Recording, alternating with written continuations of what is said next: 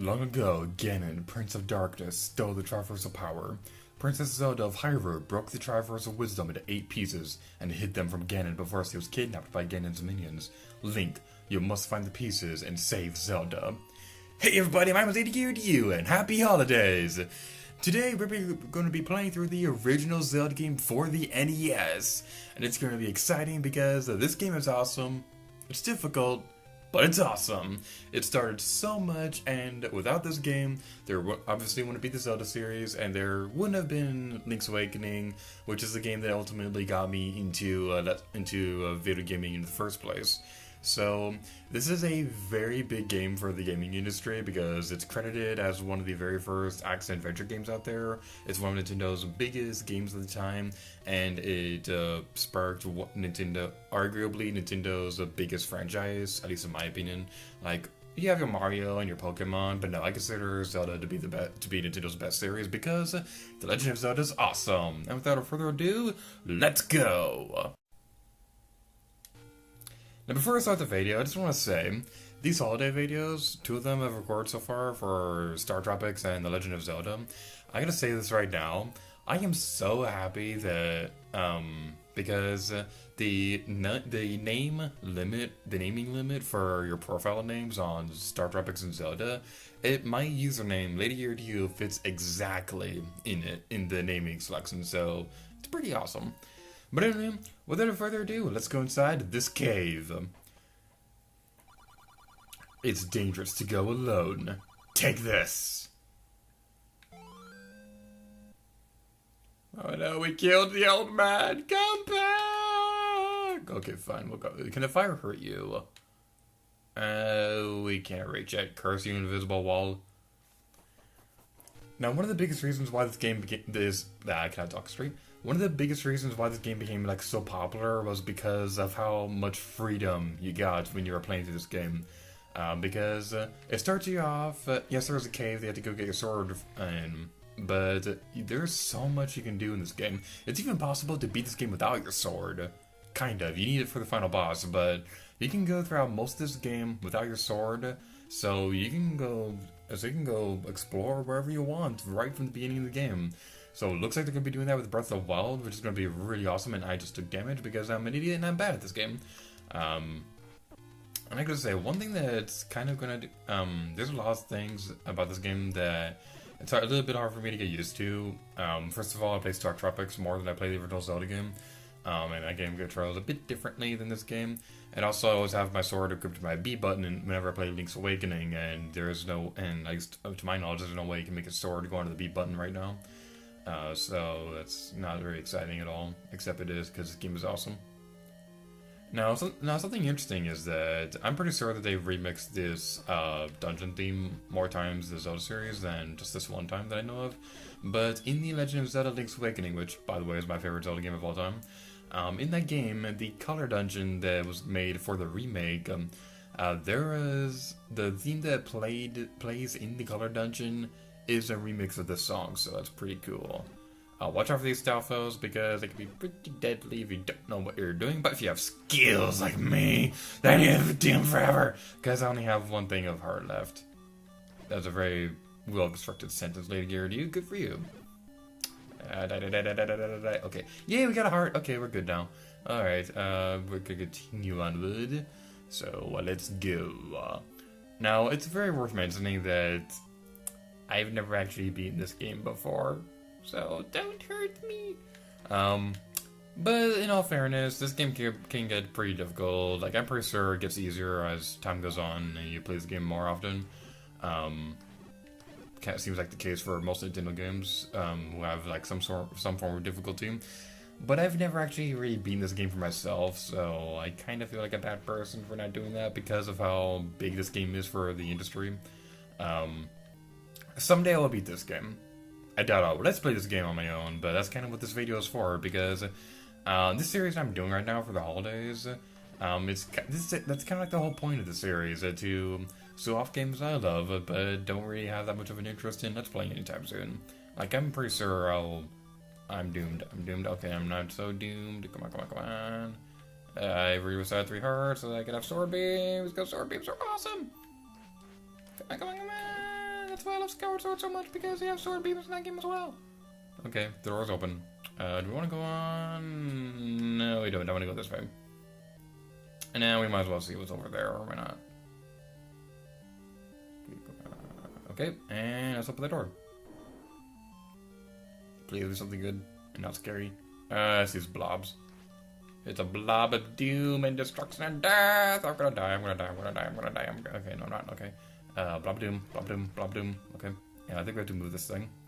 Yes, we do. That's kind of like a common thing with the puzzles in this game is that Eastmost Peninsula. I can't talk apparently. Yeah, that's a secret. Man, people are gonna get mad at me for not being able to pronounce words correctly, and for hiccuping. Alright, oh, there's a map. Okay, that's gonna be good. That's gonna be good. Come on. Something interesting is that the dungeons in this game, the map for them, if you put them like together, then they like fit perfectly. It's believed that the reason why Nintendo did that was to save memory on the NES cartridge. So that's kind of cool. I think this dungeon is supposed to resemble like a bird or something like that. But in my personal opinion, it might just be me. I might just be crazy for saying this, but I always believed that this dungeon it looked more like a genie lamp. I might be crazy in saying that, but we should know that I'm crazy right now. I died. Don't move it too far back.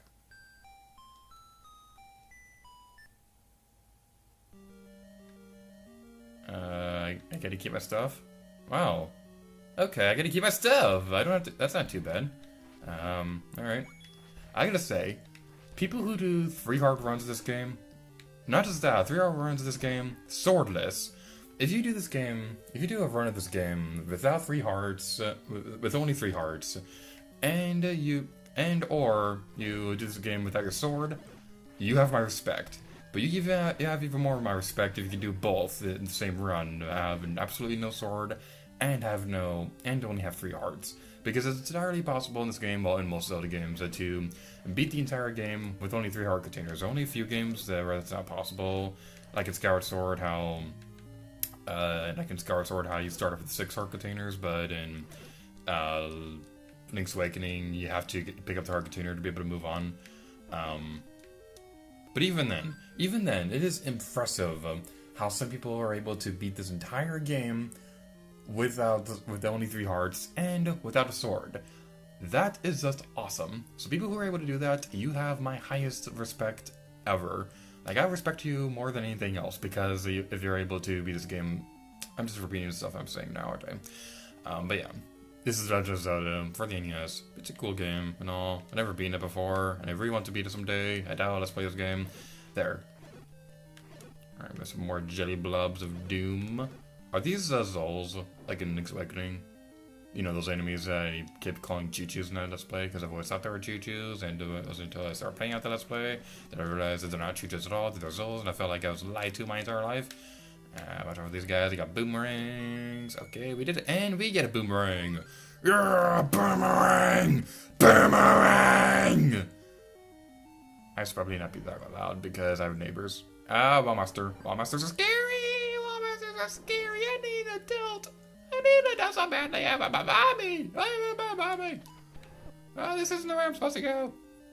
Okay, yeah, that is the way we're supposed to go, but that's for the boss fight, and I don't want to go to the boss fight yet because I want to get something else real quick. Okay, let's continue onward. Let's backtrack through the magical genie lamp. That's supposed to look like a bird, but I always thought it would look like a genie lamp.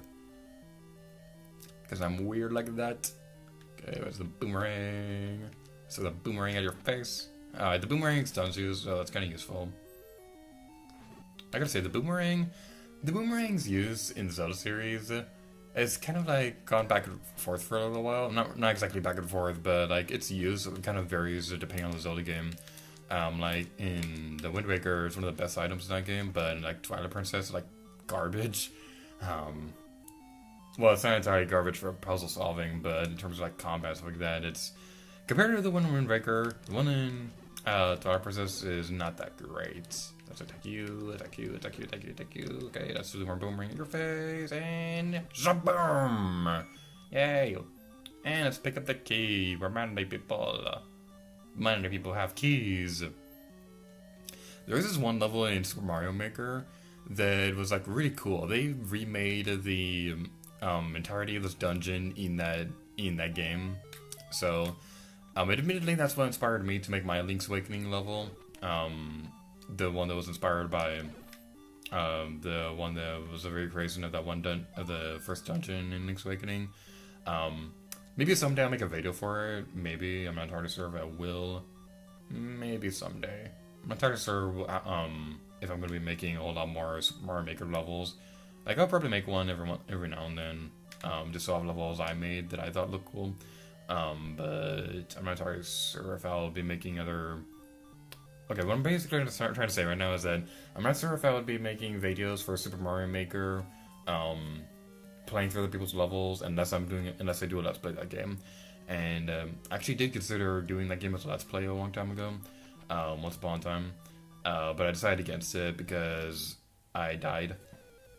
No, the reason I decided against it was because I felt like the ideas I had for that game were just not unique enough for compared to everybody else that was doing Super Mario Maker. The only real difference that my Let's Play was going to have was that I was going to only do like about 30 videos or so, whereas most other people who do Super Mario Maker level video things, it's just like an endless series or something like that. But I decided against it because I just couldn't really think of any way to make my Let's Play unique compared to everybody else. And that's not to say that I won't do Super Mario Maker someday. Like, if enough people want it, then I'll definitely be happy to do it. And that's kind of like another reason why I decided against it, was because the entire idea behind the Super Mario Maker LP was to play fan levels, but I'm not entirely sure people would really be active enough on my channel to be able for me to be able to do that throughout an entire Let's Play. But anyway, enough about Super Mario Maker, because now we're going to continue on through The Legend of Zelda. And did I not pick up I did not pick up those rubies. No, I totally should have picked up those rubies. I picked them up. Come on, game. Well, Masters, you go away. You go away. You go away from the door. Okay, thank you. Now we're going to fight the boss of this dungeon. So, in case you couldn't tell from like the video length of how this video is going to... Excuse me. Oh, come on. Why isn't that doing anything? What the heck? It didn't like do any damage to that thing. Can you only attack... No, because people do sword this thing. What the heck? Alright, let's try this again. I'm gonna stay as far away from the thing as I can so I can keep using sword beams on this guy. And that plan completely failed. Okay, why am I able to attack him now? Oh, I see. I was only attacking his butt last time. Like, now I'm attacking his head, but I was attacking his head and that was doing damage, but before I was only attacking his butt, and that didn't do anything. And I just feel like saying the word butt right now, but I probably shouldn't. Anyway, we gotta try for space, and that's gonna be it for this video. But before I go, I'm gonna say something that's pretty interesting about this tree right here. This tree has seen some pretty interesting history with the Zelda series, because this is actually the remains of the Great Deku Tree from The Legend of Zelda: Ocarina of Time. Because this game takes place on a timeline where Link is defeated by Ganondorf. So these are the remains of the Great Deku Tree. So that's today's just Validity News, useless knowledge. And with that, we're getting this video off here. So thank you guys so much for watching this video of The Legend of Zelda. Happy holidays, and until next time, let it gear to you. Oh yeah.